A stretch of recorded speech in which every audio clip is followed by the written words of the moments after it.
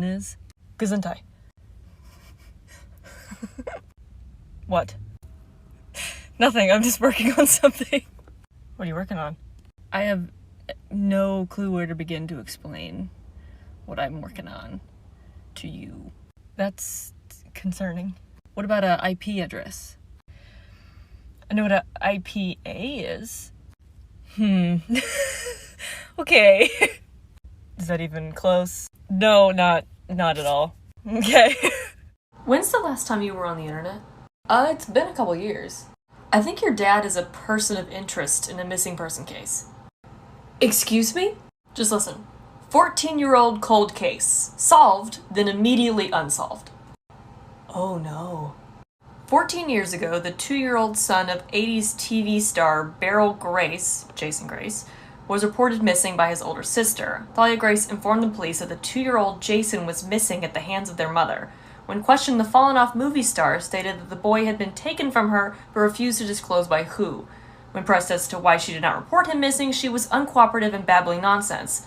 A manhunt was initiated due to suspicion that the child was in danger and had not been simply surrendered. Unfortunately, not a single lead was generated from this search, and the case would have no revelations until 14 years later. Here's where we come in. Oh no!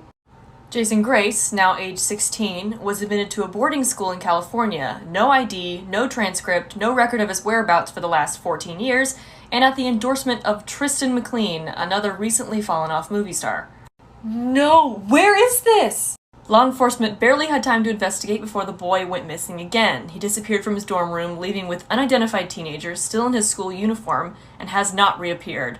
Months later, law enforcement is still baffled with few leads. When questioned, the school board had a vague explanation as to how the boy was admitted in the first place, with no record of previous education. You're in this too, by the way. Oh, what? The director simply stated that Tristan McLean's daughter, Piper McLean, was incredibly persuasive in convincing them to accept Jason as a student.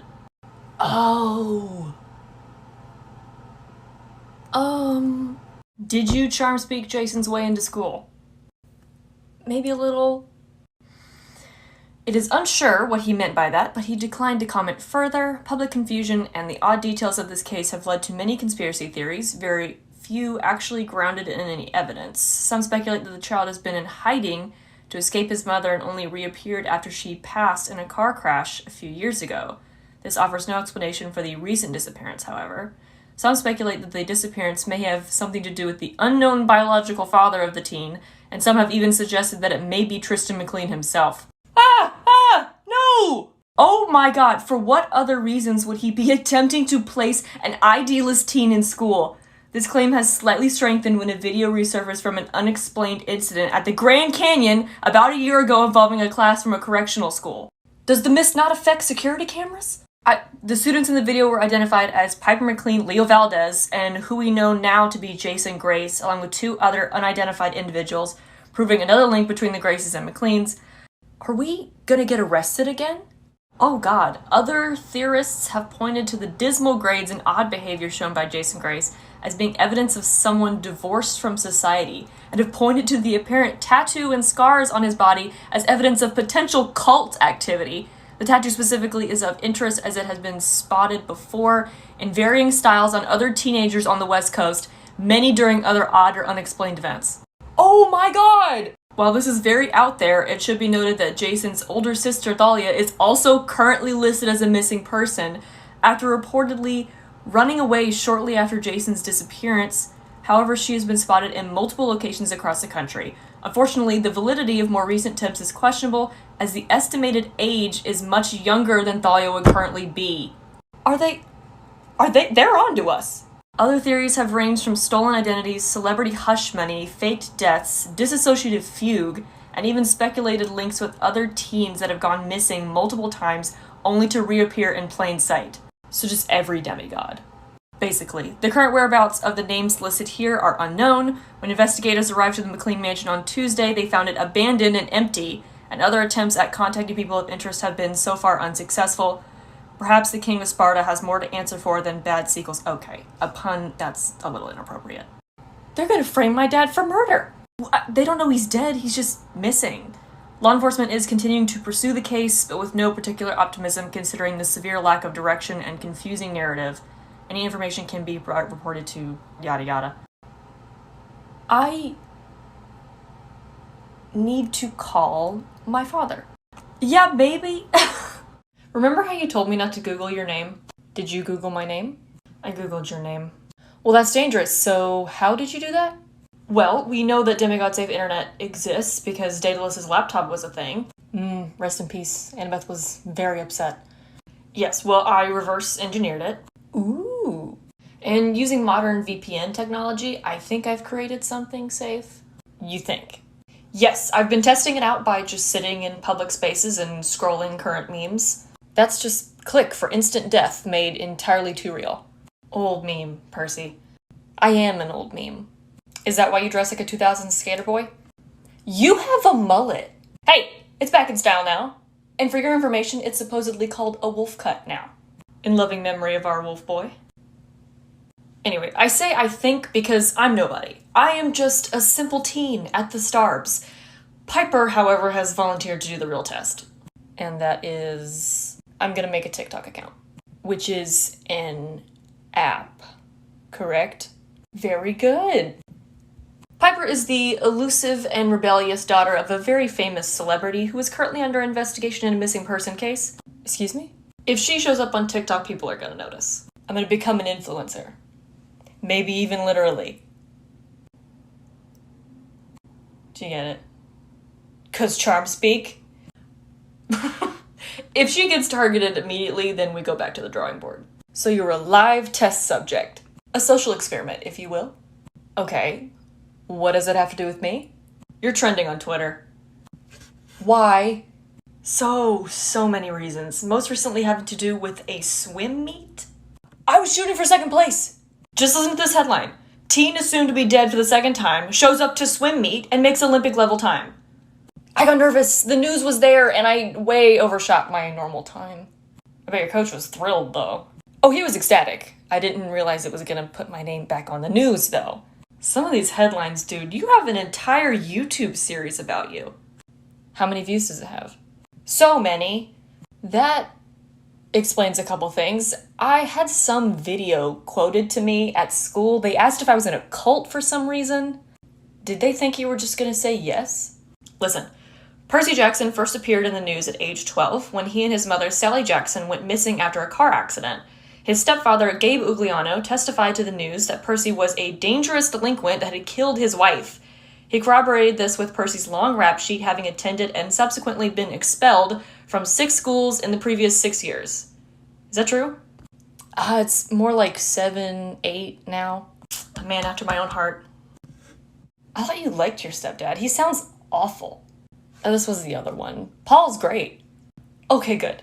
It was revealed later that the two had been kidnapped and separated, both escaped their captor, Sally Jackson returning to her home and Percy being spotted with an unidentified girl who we now know to be Annabeth Chase, and another student named Grover Underwood before returning home as well.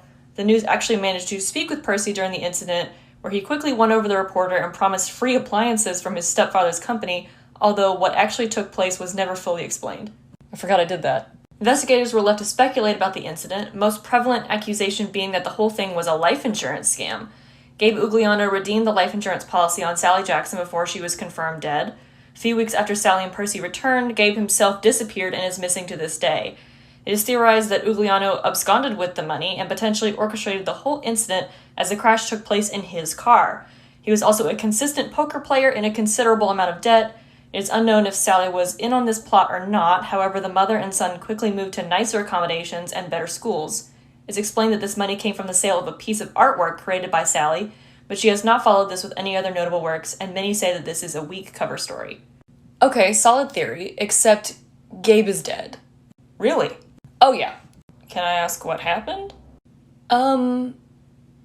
So the art piece that my mom sold was a hyper-realistic stone statue called The Poker Player. Okay.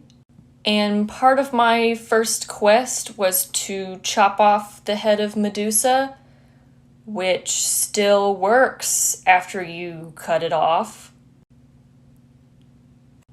So murder. I didn't do it. I just supplied the resources. Plus, he was like an actual monster. Got it. So what else does it say? Yeah, let's just gloss over that murder confession. Many aspects of this incident are still unexplained, including a wild claim that Percy leapt from the top of the Gateway Arch in Chicago and somehow survived. Multiple eyewitnesses attest to seeing a teen leap from the arch enough to warrant investigation. Security cameras witnessed an altercation between a teen identified as Jackson and an adult with a poodle. The camera failed to capture the rest of the incident and the claims were discarded as impossible. That happened. How? Dude, I honestly don't know. I do have a little bit of a theory, though. Explain? I think someone intervened. Poseidon? I don't think so. We hadn't even met yet. So? I kind of tested this theory with 2 vials of poison. Oh my god, Hazel told me about this. Wait, what? The idea was that I was too valuable to the prophecy for Gaia to just let me die prematurely, so I challenged her with a 50-50 chance of me drinking poison, and I was right. She told me she had great plans for me. And you think that extended all the way back to when you were 12? Maybe? She started messing with me when I was an infant, so you might be correct. It's weird. I wonder about Jason as well. Like, how did he spend that much time with the wolves as a little child and not die, like, even accidentally? Huh. Paul bought a bunch of parenting books because he's never had an infant before, and toddlers are not to be trusted with anything. They can't even have grapes unsupervised. What do you think he ate as a child?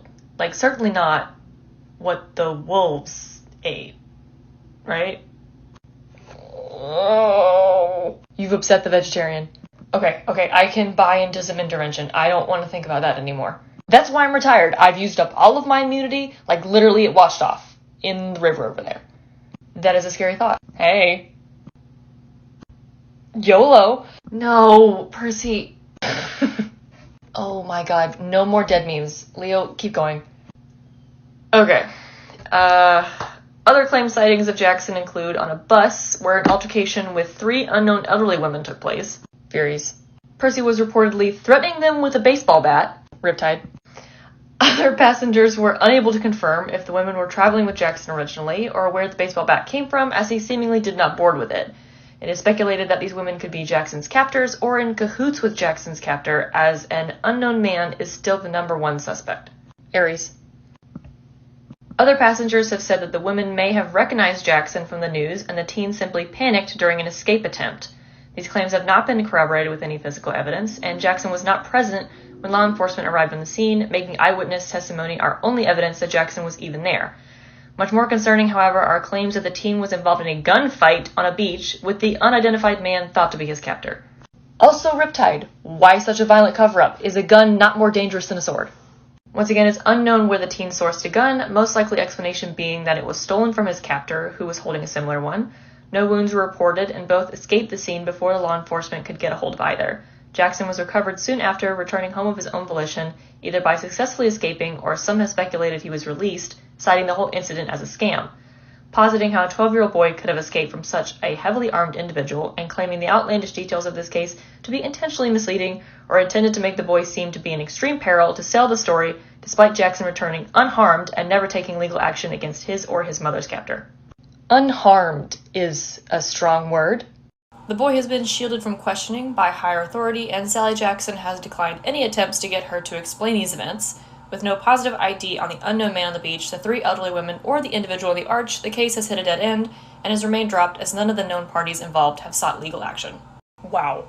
Yeah, and that was just my first quest. I got a little better at avoiding the police after that. Is there more? Oh, we're not even close to the swim meet part yet. This is just a sea of related articles. You could have a whole book written about this. Oh my god. Alright, let's keep going. Should I make popcorn? Should we call Hazel? Frank? I'm sure he would find this entertaining/concerning. I mean, you guys road tripped all the way to New Rome just for this, so let's make it worth it. That's for research purposes. Oh, by the way, congrats on getting your driver's license. Thank you. The excessive paperwork was harder than the actual test. Have you ever had to prove yourself unmissing? Yeah. Just keep reading. Oh, right. Also, I'm technically back in the foster care system, a side effect of being unmissing, but there's no way that I'm leaving the way station. From what I've heard, I don't think Emmy and Joe would let you. Who are they?